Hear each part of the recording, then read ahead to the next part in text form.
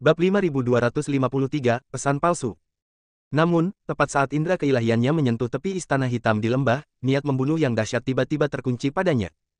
Ada yang memata-matai. Teriakan keras terdengar dari lembah, lalu beberapa aura kuat membubung ke langit dengan kecepatan luar biasa dan langsung menuju tempat persembunyian mereka. Oh tidak, kita ketahuan. Wajah Dev berubah, dan dia tiba-tiba menarik kembali pikirannya, menarik Humazi dan berlari, mundur cepat. Hampir pada saat mereka berangkat, beberapa cahaya iblis gelap menyambar lembah tempat mereka bersembunyi, menyebabkan batu-batu besar runtuh dan asap serta debu memenuhi udara. Tangkap mereka. Berani memata-matai di luar lembah angin hitam, kau mencari kematian. Puluhan kultivator iblis menyerbu keluar dari lembah, dipimpin oleh seorang kultivator iblis tingkat 5 dari alam abadi bumi. Ia berwajah garang dan bergerak dengan kecepatan yang luar biasa, menutup jarak antara dirinya dan mereka dalam sekejap mata. Dev dan Humazi tak berani berhenti sejenak. Mereka memacu kecepatan mereka hingga batas maksimal dan bergegas menuju kota pedang suci. Para pembudidaya iblis di belakang mereka mengejar mereka tanpa henti, menyerang mereka dengan segala jenis mantra ganas dan senjata tersembunyi, yang memaksa mereka ke dalam bahaya. Bajingan-bajingan ini cepat sekali. Humazi menghindar dan mengumpat, lalu berbalik dan melemparkan beberapa jimat, yang meledak menjadi semburan api dan sedikit menghentikan para pengejar. Dev berkonsentrasi merasakan napas di belakangnya, terus-menerus menyesuaikan arahnya dan memanfaatkan medan untuk menghindari serangan. Diam-diam dia merasa beruntung karena tidak terburu-buru masuk, kalau tidak, dia akan terkepung dan tidak bisa melarikan diri. Mereka berdua berlari sepanjang jalan, mengandalkan keakraban mereka dengan arah kota pedang suci dan beberapa trik cerdik Dev di saat-saat kritis. Akhirnya, setelah membayar harga beberapa luka ringan, mereka bergegas masuk ke gerbang kota pedang suci dengan panik. Para pembudidaya iblis itu mengejar hingga ke dekat gerbang kota, tetapi tampak takut dan tidak berani memasuki wilayah kota suci pedang. Mereka hanya bisa mengumpat beberapa kali di luar kota dan pergi dengan marah. Dev dan Humazi bersandar di tembok kota, terengah-engah, tubuh mereka basah oleh keringat, dan wajah mereka masih menunjukkan sedikit ketakutan. Sial, aku hampir jatuh di sana. Humazi menyeka debu dari wajahnya dan berkata dengan rasa takut yang masih tersisa. Saat itu, sesosok yang familiar berjalan cepat. Itu Ling Xue. Melihat kedua lelaki itu tampak menyedihkan, dia tak dapat menahan diri untuk tidak terkejut. Saudara Dev, Guru Hu, bagaimana kalian bisa sampai ke kondisi seperti ini? Dev menarik napas dalam-dalam dan menceritakan secara singkat apa yang telah terjadi. Setelah mendengar ini, ekspresi Ling Xue sedikit berubah. Senang kau baik-baik saja, cepat ikut aku, Tuan ingin bertemu denganmu. Keduanya mengikuti Ling Xue dan datang ke halaman Mo Chen lagi. Mo Chen sedang duduk di meja batu, menyesap teh. Melihat mereka masuk, ia meletakkan cangkir tehnya, melirik mereka, dan berkata ringan, sepertinya kalian pergi ke lembah angin hitam. Baik, senior. Dev membungkuk dan berkata, hanya saja ada sesuatu yang salah dengan situasi di lembah angin hitam. Dia menceritakan kepada Mo Chen tentang penemuannya, termasuk bahwa aura para pembudidaya iblis berbeda dari istana Dao Jahat, dan bahwa dia diburu setelah ditemukan. Setelah mendengarkan ini, Mo Chen mengangguk dan berkata, seperti yang diduga, lembah angin hitam tidak mungkin merupakan cabang dari istana jalan jahat. Mengapa? Tanya Dev. Para kultivator iblis di lembah angin hitam berasal dari garis keturunan iblis darah. Metode kultivasi mereka mengandalkan menghisap darah kultivator lain untuk meningkatkan kultivasi mereka. Metode mereka kejam, tetapi sangat berbeda dengan pendekatan aula Dao Jahat yang berfokus pada pemurnian jiwa. Mo Chen menjelaskan, lagi pula, garis keturunan iblis darah itu kejam dan pendendam. Kau beruntung bisa lolos dari mereka. Jika kau benar-benar masuk, kau mungkin tidak akan pernah bisa keluar. Dev dan Humazi saling berpandangan, keduanya terkejut dan dipenuhi amarah. Jadi, kita tertipu oleh gedung informasi itu. Humazi berkata dengan marah, 1 juta batu abadi itu ditukar dengan pesan palsu. Bab 5254, Tuan Hu, bunuh dia. Mo Chen melirik mereka dan menghela napas, aku sudah mengingatkan kalian sebelumnya bahwa informasi dari gedung informasi mungkin tidak dapat diandalkan, jadi kalian harus mencari tahu sendiri. Saya pikir karena mereka melihat kalian tidak familiar dan saya ingin sekali mendapatkan informasi, saya sengaja menggunakan informasi Black Wind Valley untuk menipu kalian dan menghasilkan uang kotor. Bagaimana ini bisa terjadi? Humazi membanting meja dan berkata, ayo kita pergi dan selesaikan masalah ini dengan mereka sekarang juga dan minta mereka mengembalikan uang itu. Wajah Dev juga dingin, 1 juta batu abadi memang masalah kecil, tapi ditipu seperti ini sungguh tak tertahankan baginya. Senior, kami akan segera kembali. Setelah mengatakan itu, dia dan Humazi berbalik dan bergegas menuju gedung informasi. Guru, haruskah aku pergi dan menghentikan kakak senior Chen? Ling Xue menatap Mo Chen dan bertanya. Tidak perlu, biarkan saja. Setiap kegagalan membuatmu lebih bijaksana, kata Mo Chen. Tak lama kemudian, Dev dan Humazi kembali melangkah ke gedung informasi. Pelayan yang sebelumnya menerima mereka masih berdiri di aula. Melihat Dev dan Humazi kembali, raut wajah terkejut terpancar di wajahnya. Kemudian dia kembali tersenyum profesional dan berkata, "Kedua tamuku, apakah ada hal lain yang kalian butuhkan? Kembalikan uangnya." Dev langsung ke intinya, nadanya dingin, "Informasi yang kau berikan padaku salah. Lembah angin hitam sama sekali bukan cabang dari istana Dao jahat." Senyum pelayan itu memudar dan dia menggelengkan kepalanya, "Tuan, menurut peraturan gedung informasi kami, setelah informasi dijual, tidak dapat dikembalikan. Aturan yang tidak masuk akal." Humazi berteriak dengan marah, "Kalian menjual informasi palsu untuk menipu orang, dan kalian masih tidak mau mengembalikan uang saya. Percaya atau tidak, saya akan merobohkan gedung kumuh kalian." Pelayan itu tampak tidak takut pada para kader dan berkata dengan nada tegas, "Tuan, tolong hargai diri Anda. Gedung informasi kami telah berdiri di kota Jiansheng selama bertahun-tahun dan memiliki aturannya sendiri. Kami hanya bertanggung jawab untuk menyediakan informasi. Informasi itu sendiri tidak benar atau salah. Itu adalah kesalahan penilaian Anda sendiri. Bagaimana Anda bisa menyalahkan kami? Tidak ada kemungkinan untuk mengembalikan uang." "Kau!" Humazi sangat marah hingga hendak menyerang, namun ditahan oleh Dev. Dev menatap pelayan itu, tatapannya sedingin es. Ia tahu jika ia bertindak di sini, ia tidak akan mendapatkan hasil yang baik. Gedung informasi pasti punya pendukung untuk melakukan ini. "Bukankah kamu bilang kalau pesannya salah, uangnya akan dikembalikan sepenuhnya?" tanya Dev. "Apa aku bilang begitu? Aku tidak ingat. Coba tanya-tanya dan cari tahu kapan gedung informasi kami pernah mengembalikan uang," kata pembantu itu dengan sombong. "Sial, kau tidak mengakuinya meskipun kau mengatakannya." Humazi sangat marah. Mata Dev sedikit menyipit, dan dia sangat marah pada pelayan di depannya. "Apakah kamu akan mundur atau tidak?" tanya Dev dengan dingin. "Jangan mundur," kata pelayan itu. "Tuan Hu, bunuh dia," kata Dev kepada Humazi. Ketika Humazi mendengar ini, dia menerkam pembantu itu bagaikan harimau lapar. Pembantu itu mencoba melawan, tetapi ditahan oleh Dev. Pelayan ini baru berada di tingkat keempat alam abadi duniawi. Dev dan Humazi mengejutkannya dan membuatnya tak bisa bergerak. Humazi meniduri pembantunya dengan gila-gilaan. Orang-orang yang lewat berhenti dan hanya bisa mendengar jeritan pembantu itu, tetapi tidak dapat melihat apapun. Hanya dalam waktu 10 menit, pembantu itu terdiam. Dia dibunuh oleh Humazi. Di dalam gedung informasi, tubuh pelayan itu jatuh lemas ke tanah, darah perlahan merembes keluar dari bawahnya, menodai lantai halus menjadi merah. Para pendeta yang tadinya berdiri menonton, tiba-tiba menjadi gempar. Suara napas orang-orang terdengar silih berganti. "Gila, beraninya mereka membunuh orang di sini. Itu orang-orang dari gedung informasi. Apa kedua orang ini mau mati? Lihat, penjaga dari gedung informasi ada di sini."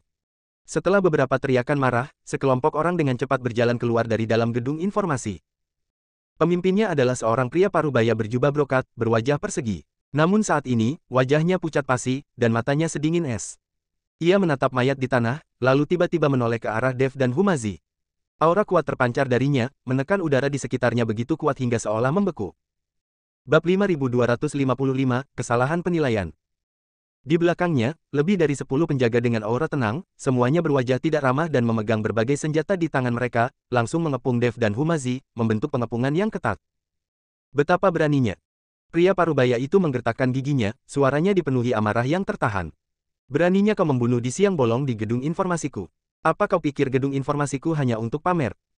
Humazi baru saja dibutakan amarah, tetapi setelah tenang, ia menatap para penjaga di sekitarnya yang sedang mengamatinya dengan saksama, dan pria parubaya itu dengan sikap yang mengesankan. Ia merasa sedikit takut, tetapi tetap teguh pada kata-katanya, "Dia pantas mati. Siapa yang menyuruh gedung informasimu menjual informasi palsu? Beraninya kau menyangkalnya. Menjual berita palsu." Pria parubaya itu mencibir, tatapannya menyapu tubuh pelayan di tanah, lalu menatap Dev. "Aturan gedung informasi kami selalu menandai harga dengan jelas dan bersikap adil kepada semua orang. Tapi kalian begitu kejam sampai-sampai membunuh orang hanya karena perselisihan. Kalau kalian tidak memberiku penjelasan hari ini, kalian tidak akan pernah meninggalkan gedung informasi ini." Dev melangkah maju, berdiri di depan Humazi. Ia menatap pria parubaya itu dengan tenang dan berkata perlahan, "Penjelasan. Kami memang bisa memberimu penjelasan. Kami menghabiskan 1 juta batu abadi dari Anda untuk membeli informasi tentang cabang Balai Jalan Jahat, tetapi orang-orang Anda menunjuk ke lembah angin hitam dan mengklaim bahwa itu adalah cabang Balai Jalan Jahat. Tapi sebenarnya, lembah angin hitam adalah wilayah garis keturunan iblis darah dan tidak ada hubungannya dengan istana Jalan Jahat. Kami pergi untuk menyelidiki dan hampir kehilangan nyawa di tangan iblis darah. Kami kembali untuk berdebat dan menuntut pengembalian batu abadi, tetapi pelayanmu tidak hanya menolak mengakuinya, tetapi juga arogan dan membuat berbagai macam alasan. Apakah ini salah kami? Suaranya tidak keras, tetapi terdengar jelas di seluruh aula, dan para biksu yang mengawasi di sekitarnya dapat mendengarnya dengan jelas. Banyak dari mereka menatap pria parubaya itu dengan sedikit keanehan di mata mereka. Wajah pria parubaya itu sedikit berubah. Ia jelas tidak menyangka ini alasannya. Namun, ia tetap membantah, omong kosong. Informasi yang diberikan oleh gedung informasi saya sudah diverifikasi. Bagaimana mungkin itu salah? Kalian pasti salah menilai, salah menargetkan lembah angin hitam. Sekarang kalian ingin menyalahkan kami, bahkan sampai melakukan pembunuhan. Ini benar-benar keterlaluan. Salah pikiran. Tatapan Dev berubah dingin. Waktu itu, orang-orangmu bersumpah bahwa informasi itu benar-benar andal dan jika ada kesalahan, pengembalian dana penuh akan diberikan. Sekarang setelah terjadi kesalahan, mereka bukan hanya tidak mengembalikan uangnya, mereka bahkan mengingkarinya. Apakah ini aturan dalam membangun informasimu? Berhentilah membingungkan publik di sini. Pria parubaya itu berteriak dengan tegas, membunuh seseorang berarti membayar dengan nyawamu. Wajar saja, apapun alasanmu, jika kau membunuh seseorang dari gedung informasiku, kau harus membayar harganya. Katakan padaku, siapa kau? Beraninya kau membuat masalah di gedung informasiku. Apa kau tidak punya murid senior di belakangmu untuk mendisiplinkanmu? Dia jelas ingin tahu asal-usul Dev dan dua orang lainnya. Jika mereka target yang mudah, dia pasti akan mencoba mencari mereka hari ini. Jika mereka punya latar belakang, dia juga akan mempertimbangkannya dengan saksama. Dev berkata dengan tenang, saya adalah murid Sekte Pedang, Dev. Sekte Pedang. Pria parubaya itu sedikit mengernyit. Sekte Pedang memang cukup terkenal di kota Pedang Suci, tetapi tampaknya itu tidak cukup membuatnya takut. Ia mendengus dingin, memangnya kenapa kalau mereka murid Sekte Pedang? Di kota Pedang Suci, bukan giliran Sekte Pedang yang mengamuk. Humazi tak kuasa menahan diri untuk berkata, kau tahu apa? Dev bukan murid Sekte Pedang biasa. Pria parubaya itu mengabaikan Humazi dan hanya menatap Dev, beraninya seorang murid Sekte Pedang begitu lancang. Sepertinya jika aku tidak memberimu pelajaran hari ini, kau tidak akan tahu tempatmu. Secerca ketidakberdayaan melintas di mata Dev. Ia tidak menyangka gelar Sekte Pedang akan berguna. Tetapi melihat pihak lain hendak mengambil tindakan, Dev tidak ingin menjadi musuh gedung informasi, tetapi segera, Dev teringat seseorang dalam benaknya. Bab 5256, kakakku ada di sini. Itu Zhao Tianyi yang kutemui di gerbang kota. Orang ini berkata jika aku punya masalah, aku bisa datang kepadanya dan dia akan menjadi kakak laki-lakiku. Bukankah sekarang saat yang tepat untuk menggunakan nama Zhao Tian? Kemudian, Dev perlahan mengucapkan sebuah nama, Zhao Tianyi, apakah kamu mengenalnya? Zhao Tianyi. Ketika lelaki parubaya itu mendengar nama itu, raut wajahnya tiba-tiba berubah, dan sekilas ketakutan terpancar di matanya. Zhao Tianyi adalah seorang pembuat onar terkenal di kota Jiansheng dan sekitarnya. Berbekal fakta bahwa ayahnya adalah penguasa Yucheng, ia bertindak arogan dan mendominasi. Kekuatannya juga cukup mengesankan, dan pasukan biasa tidak berani memprovokasinya. Melihat perubahan ekspresi pria parubaya itu, Dev mengerti dan melanjutkan, Zhao Tianyi dan aku bersaudara. Menurutmu apa yang akan dia lakukan jika dia tahu aku disakiti olehmu? Wajah pria parubaya itu muram dan ragu. Ia memang sedikit takut pada Zhao Tianyi, tetapi gedung informasi telah beroperasi di kota Jiansheng selama bertahun-tahun dan memiliki pendukung. Jika ia membiarkan Dev dan yang lainnya pergi seperti ini, bukankah ia akan ditertawakan jika berita itu tersebar? Dia menggertakkan giginya dan berkata dengan keras kepala, kalaupun kau kenal Zhao Tianyi, terus kenapa? Ini kota suci pedang, bukan wilayah ayahnya. Membunuh seseorang berarti membayar dengan nyawa, dan berutang berarti membayar utang. Kau membunuh seseorang, jadi kau harus tetap tinggal. Kau bisa selamatkan nyawamu, atau kau bayar batu abadi yang cukup sebagai kompensasi. Kalau tidak, jangan pernah berpikir untuk pergi. Dia jelas tidak ingin terlalu menyinggung Zhao Tianyi atau menyelamatkan mukanya, jadi dia meminta kompensasi. Dev menatapnya dan berkata perlahan, akan kukatakan lagi, aku adik Zhao Tianyi. Jika kau tahu apa yang terbaik untukmu hari ini, kembalikan 1 juta batu abadi itu dan minta maaf, maka masalah ini mungkin akan berakhir. Kalau tidak, nanti kalau kakak tertua saya datang, apalagi ganti rugi, saya khawatir Anda tidak akan bisa menjaga gedung informasi ini. Dia pemarah dan mungkin akan benar-benar merobohkan gedung Anda yang rusak itu. Kau berani mengancamku. Pria parubaya itu marah mendengar kata-kata Dev. Ia merasa Dev memanfaatkan Zhao Tianyi untuk menakut-nakutinya. Jika ia benar-benar takut, bukankah ia akan terlihat terlalu pengecut? Dia tertawa terbahak-bahak, Zhao Tianyi. Dia bukan siapa-siapa. Apa kau benar-benar berpikir gedung informasiku diintimidasi? Belum lagi dia tidak datang, kalaupun dia datang, kau tidak akan mudah hari ini. Begitu ia selesai berbicara, sebuah suara arogan terdengar dari luar gedung informasi, siapa bilang aku bukan siapa-siapa? Bela aku. Sebelum ia selesai berbicara, sesosok tubuh menyerbu seperti badai. Itu adalah Zhao Tianyi.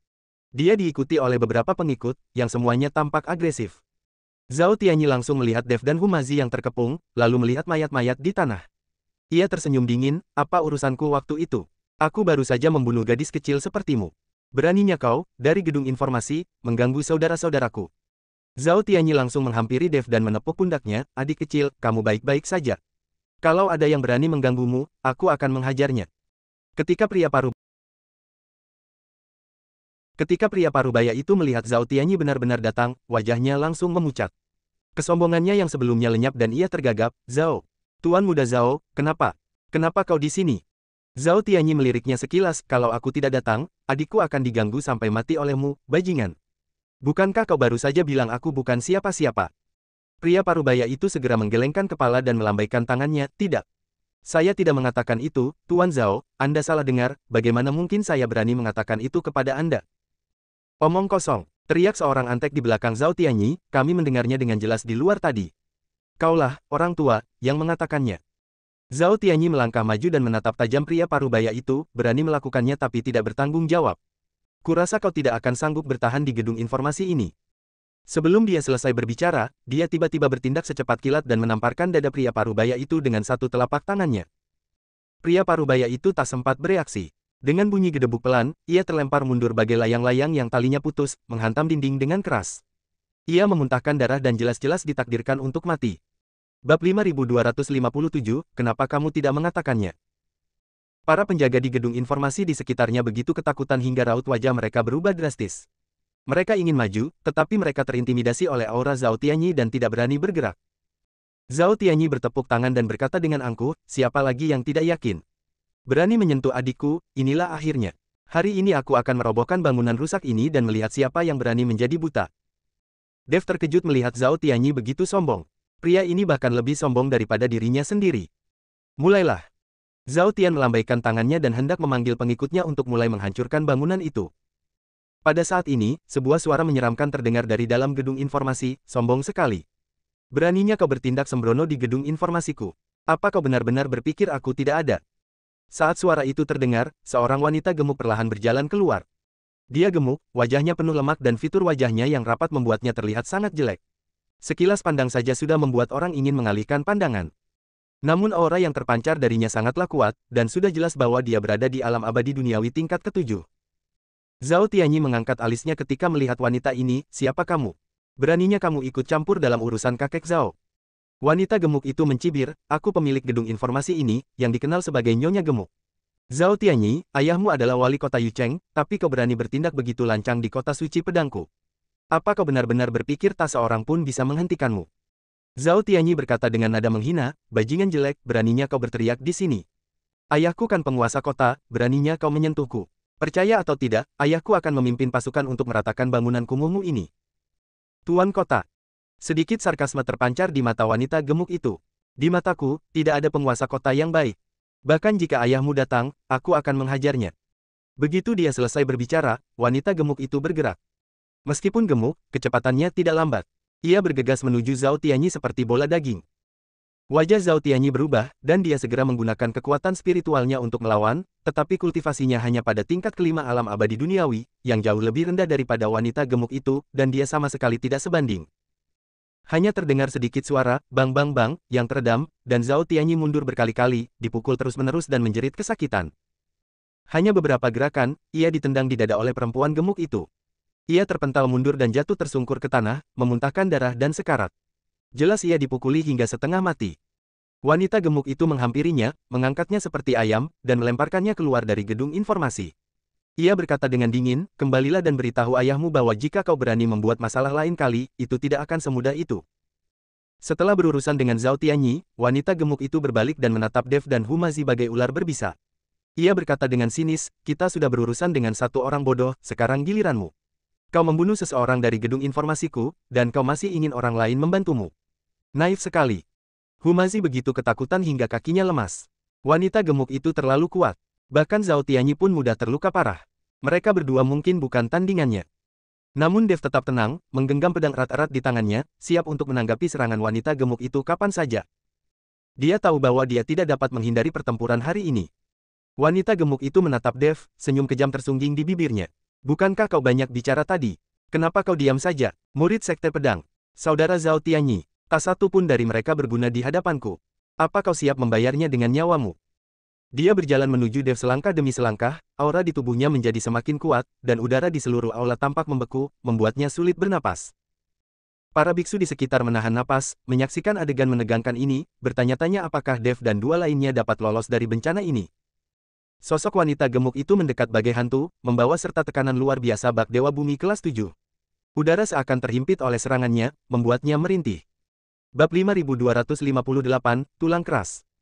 Telapak tangannya yang gemuk berubah menjadi seukuran kipas daun palem, dan ia langsung menghantam pintu Dev dengan angin yang mencurigakan. Gerakannya sederhana dan langsung, tetapi mengandung kekuatan yang sangat besar yang cukup untuk menghancurkan emas dan batu. Pengadilan kematian. Mata Dev bersinar dengan cahaya dingin, dan kekuatan spiritual di tubuhnya mulai beredar tanpa hambatan, dan aura tingkat ketujuh dari alam abadi tersebar tiba-tiba naik. Dia tahu bahwa jurang pemisah antara kedua belah pihak itu sangat besar, tetapi saat ini dia tidak bisa mundur lagi, dia hanya bisa bertarung sampai mati. Pedang pembunuh naga diayunkan, dan cahaya pedang yang menyilaukan menyambar bagaikan meteor yang menembus kegelapan, menebas telapak tangan raksasa wanita gemuk itu. Pedang ini memadatkan seluruh energi dan semangatnya. Pedang itu tajam dan membawa tekad yang tak terhentikan. Seekor semut mencoba mengguncang pohon. Wanita gemuk itu mengangkat sedikit rasa jijik di sudut mulutnya, dan telapak tangannya yang sebesar kipas palem tidak mengelak atau menghindar, melainkan menamparkan langsung ke arah cahaya pedang. Boom! Pedang dan telapak tangan saling beradu, menimbulkan suara yang memekakkan telinga. Hembusan angin kencang menyebar dari mereka berdua. Para biksu yang mengawasi mereka semua berubah warna dan buru-buru menggunakan kekuatan spiritual mereka untuk melawan. Beberapa biksu dengan kultivasi yang lebih rendah bahkan terkejut dan mundur berulang kali, dengan ekspresi ngeri di wajah mereka. Dev hanya merasakan kekuatan dahsyat bagaikan gelombang pasang yang datang dari pedangnya. Lengannya langsung mati rasa, buku-buku jarinya retak, dan darah mengucur deras. Ia merasa seperti ditabrak monster berkecepatan tinggi. Ia mundur puluhan langkah sebelum akhirnya nyaris tak bisa menyeimbangkan diri. Tenggorokannya terasa amis dan manis, dan ia hampir muntah darah, tetapi ia terpaksa menelannya kembali. Hanya itu yang dapat kamu lakukan. Wanita gemuk itu mencibir dan melanjutkan serangannya. Dengan sekejap, ia mendekati Dev lagi. Telapak tangannya yang lain menyapu dengan suara siulan, berniat membunuh Dev dengan satu pukulan. Para biksu di sekitar berseru. Sudah berakhir, pemuda ini dalam masalah. Bagaimana mungkin kekuatan tingkat ketujuh alam abadi bumi dapat dilawan oleh alam abadi tersebar? Sayang sekali, tulangnya memang kuat, tapi kekuatannya jauh tertinggal. Humazi begitu cemas hingga matanya memerah. Ia ingin maju untuk membantu, tetapi dihentikan oleh beberapa penjaga dari gedung informasi. Ia hanya bisa menyaksikan telapak tangan besar wanita gemuk itu hendak mendarat di Dev, dan meraung cemas. Pada saat kritis ini, kilatan kegilaan melintas di mata Dev. Alih-alih mundur, ia malah maju dan memutar tubuhnya dengan paksa untuk menghindari titik-titik vital.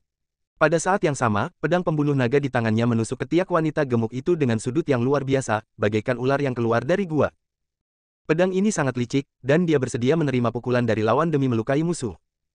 Wanita gemuk itu jelas tidak menyangka Dev begitu ganas. Sedikit kejutan terpancar di matanya. Ia ingin menangkis dengan telapak tangannya, tetapi sudah terlambat, jadi ia hanya bisa memutar tubuhnya dengan paksa. Swoosh! Pedang itu berkilat, dan meski tidak mengenai titik vital, namun tetap saja membuat luka yang dalam pada lengan wanita gemuk itu, dan darah langsung mengucur deras. Pengadilan kematian. Wanita gemuk itu murka. Seorang kultivator kecil tingkat 7 di alam abadi yang terpencar tidak hanya menerima dua serangannya, tetapi juga melukainya. Sungguh memalukan dan terhina. Ia meraung marah, dan serangannya semakin ganas. Telapak tangannya beterbangan, menghalangi semua jalur pelarian Dev. Setiap pukulan membawa kekuatan untuk menghancurkan dunia. Dev menggertakkan giginya dan, mengandalkan gerakan tubuhnya yang indah dan tekad yang kuat, berjuang untuk bertahan melawan serangan ganas wanita gemuk itu. Luka-luka baru terus bermunculan di sekujur tubuhnya, darah membasahi pakaiannya, dan dia tampak menyedihkan, tetapi matanya semakin bersinar, dengan cahaya semangat yang gigih dan tidak pernah menyerah. Ding, ding, ding. Suara benturan senjata tak henti-hentinya. Setiap kali terjadi benturan, darah Dev akan mengalir deras dan luka-lukanya semakin parah, tetapi ia selalu dapat menemukan secercah harapan dalam situasi putus asa dan bertahan. 1, 2, 3. 10 gerakan. Dev benar-benar berhasil bertahan selama 10 gerakan dari wanita gemuk itu. Hasil ini mengejutkan semua orang, termasuk para penjaga di gedung informasi. Tak seorang pun dari mereka menyangka seorang kultivator tingkat ketujuh alam abadi lepas mampu bertahan begitu lama melawan pemilik bangunan tingkat ketujuh alam abadi bumi. Sungguh di luar pemahaman mereka. Bab 5259, terlalu banyak penindasan. Bagaimana ini mungkin? Seorang prajurit alam abadi tersebar tingkat 7 bisa melawan prajurit alam abadi bumi tingkat 7 selama 10 jurus tanpa terkalahkan. Anak ini monster. Mengerikan. Dengan ketangguhan dan kekuatan tempur seperti itu, masa depannya tak terbatas. Diskusi di sekitar semakin keras, dan mata yang memandang Dev penuh dengan keterkejutan dan kekaguman. Langkah ke-11. Telapak tangan raksasa wanita gemuk itu akhirnya berhasil menembus pertahanan Dev dan menghantam dadanya dengan keras. Engah. Dev terpukul keras dan darah menyembur keluar dari mulutnya. Tubuhnya terlempar mundur seperti layang-layang yang talinya putus, menghantam dinding dengan keras, dan jatuh terguling. Tidak diketahui apakah ia masih hidup atau sudah mati. Saudara Chen. Mata Humazi memerah dan ia menjerit pilu. Ia berusaha mati-matian untuk bergegas, tetapi ditahan oleh para penjaga. Wanita gemuk itu terengah-engah dan menatap Dev yang tergeletak di tanah, pandangan rumit terpancar di matanya. Ia tak menyangka telah menghabiskan begitu banyak upaya untuk menangkap seorang kultivator alam abadi longgar tingkat 7, dan bahkan terluka olehnya, yang membuatnya semakin terlihat buruk rupa. Ia berjalan menuju Dev selangkah demi selangkah, jelas berniat membunuhnya sepenuhnya. Pada saat ini, sebuah suara agung terdengar dari luar gedung informasi, berhenti. Semua orang melihat ke arah suara itu dan melihat sekelompok biksu berpakaian seragam sekte pedang berjalan cepat, dipimpin oleh Mo Chen. Ling Sui juga mengikutinya. Ketika melihat Dev terbaring di tanah, wajahnya langsung pucat. Mo Chen melirik ke sekeliling dan melihat wanita gemuk yang terluka, Dev tergeletak di tanah, hidup atau matinya tidak diketahui, dan kekacauan di sekitarnya. Tatapannya langsung berubah dingin. Nyonya gemuk OP, sungguh kehadiran yang agung. Suara Mo Chen tenang, namun mengandung tekanan yang tak terbantahkan. Bagaimana mungkin seorang murid sekte pedang diperlakukan seperti ini di gedung informasi Anda?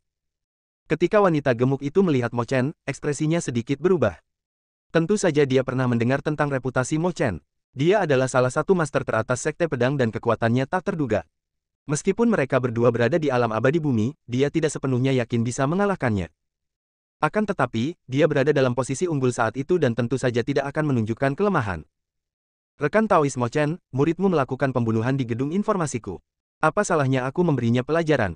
Tanya wanita gemuk itu dingin. Pembunuhan. Mo Chen mendengus dingin, kurasa pasti ada alasannya. Meskipun muridku masih muda, dia bukan tipe orang yang akan membunuh orang tak bersalah.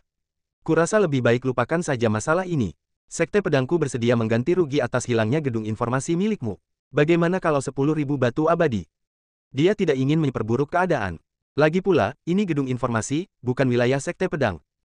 Mendengar ini, wanita gemuk itu mengangkat bibirnya dengan nada mengejek, rekan Taois Mo Chen, apa kau memperlakukan pengemis seperti ini? Gedung informasiku kehilangan bukan hanya seorang pelayan, tapi juga reputasi kami. 10.000 batu abadi, tidak cukup. Berapa banyak yang diinginkan tuan rumah? Mo Chen bertanya dengan sabar.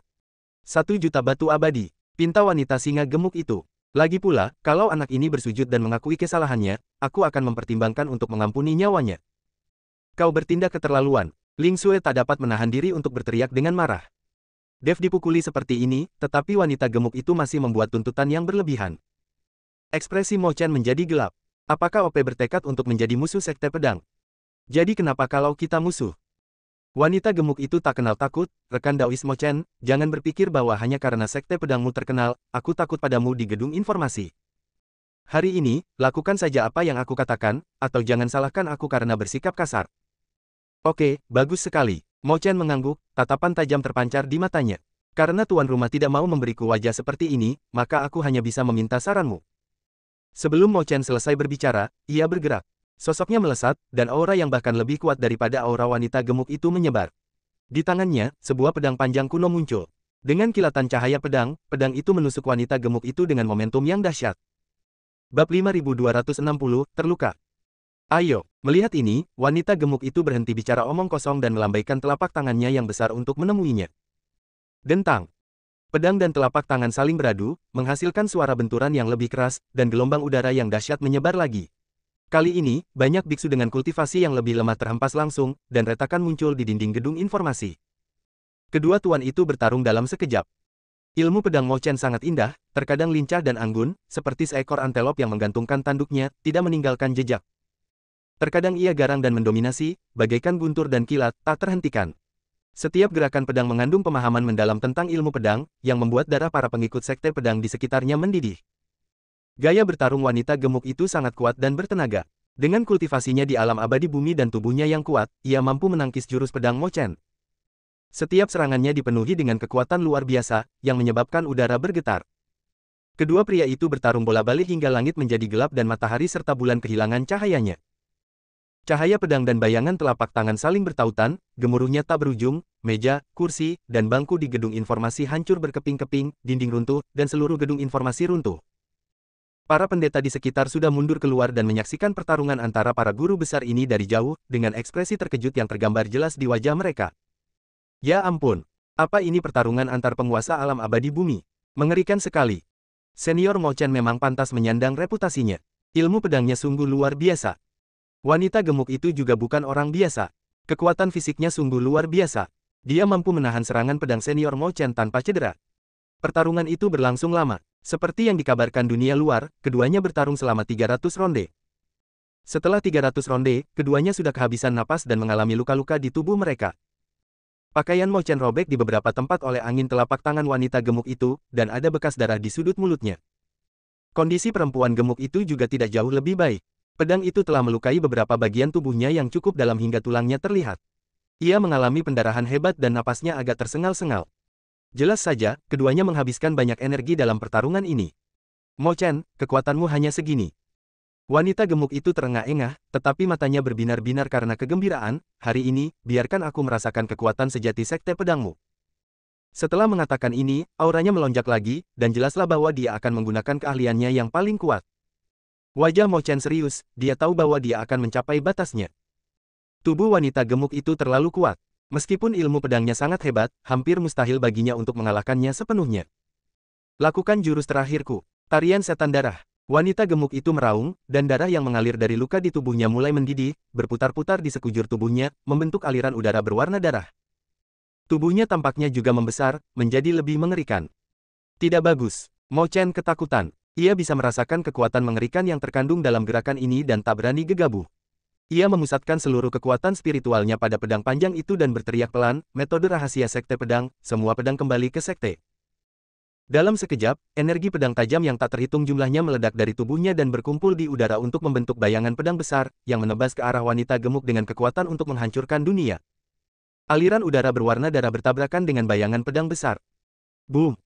Raungan yang memekakkan telinga terdengar, dan seluruh kota pedang suci tampak bergetar. Badai energi dahsyat menyebar, meratakan gedung informasi hingga rata dengan tanah. Bangunan-bangunan di sekitarnya juga terdampak, dan banyak yang runtuh. Udara dipenuhi asap dan debu, menghalangi pandangan semua orang. Para pendeta di sekitar menahan napas dan menatap lekat-lekat ke tengah asap, ingin mengetahui hasil duel yang menggemparkan ini. Setelah waktu yang lama, asap dan debu berangsur-angsur menghilang.